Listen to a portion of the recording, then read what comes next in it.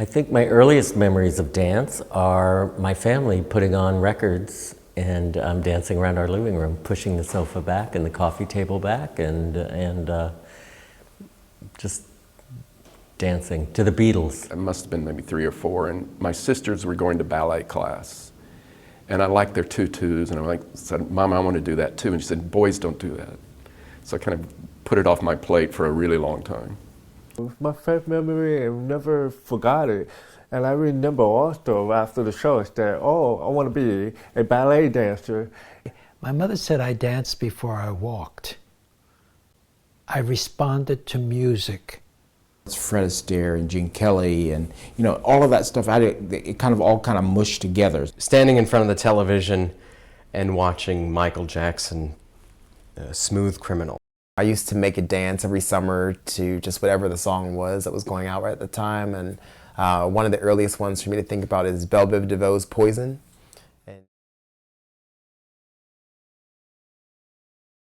Growing up, I moved to New York City when I was 11, and I came to the School of American Ballet to study ballet. And moved up to San Francisco and lived with 2 roommates so that I could attend ballet school. I was commuting 45 miles to get to this ballet lesson. So I'd leave school early. So when my mother said, would you like to take ballet? Of course. The ballet department was putting on Giselle. And just on a whim, I decided to go to watch the performance. And I saw it, and by the end of the second act, I said, that's what I want to do. In the 80s, the AIDS epidemic affected me, affected so many of my close friends, fellow dancers. Stories about HIV were not on the headlines. They were like some little piece way back going, we don't know what this is. The AIDS crisis terrified everybody. But it was also the time when the AIDS epidemic was wiping out practically a whole generation. My generation and the generation just ahead of me were dying. People were shunned and there was so much fear.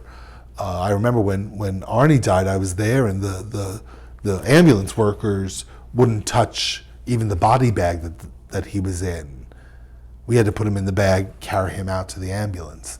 For many of us, there was a question about how to spend the rest of your life, and whether or not one should waste their time at all, or do frivolous things with their art, or perhaps pay attention to valuing every moment of the gift they've been given. But then one day it stopped.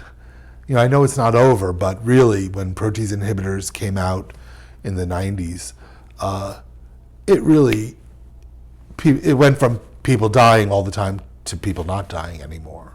We were around Arnie's hospital bed, which was in Bill and Arnie's house, when he died. Years later, I was with a friend as she gave birth, and I couldn't believe the parallels, like the crying out, Arnie crying out probably in pain and terror, as he was dying, and then my friend pushing, screaming out in fear and terror, right? And that was kind of a life lesson, and I feel so fortunate. I was with somebody I loved when they died, and I was with somebody that I loved, giving birth to somebody I would love as a person.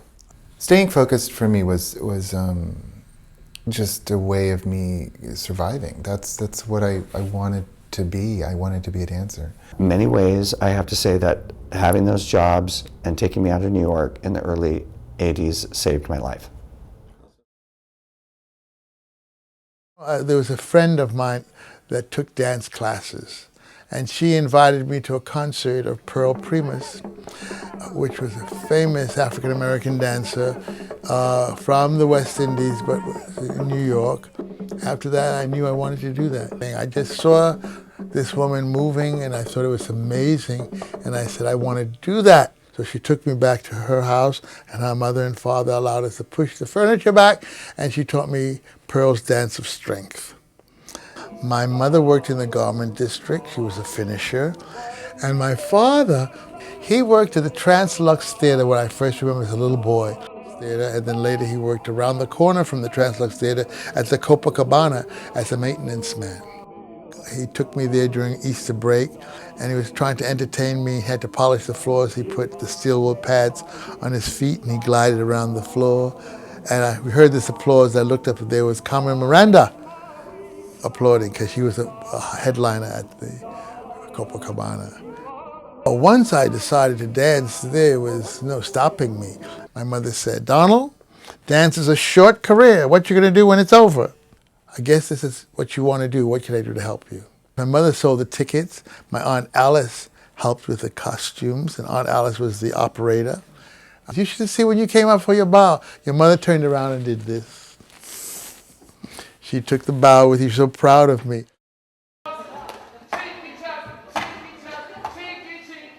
I remember auditioning for Broadway shows and being told at the door, "We're not using any Negroes." I said, "Is anything wrong with my equity card?" "No." I said, "Then they'll see me." So I went in, danced like crazy. I got applause from the other auditionees. No, nothing was going to stop me. I just was going to weather the fight. There's nothing as wonderful as dancing. And I love the arts. You know, I go to everything, but dancing is the one that captured me. Sometimes I say, because I sing a lot, I made records. If I had to do it again, I'd show and be kicking my legs, I'd be singing. But I don't know that that's true. I danced simply because once I was exposed to it, I could not.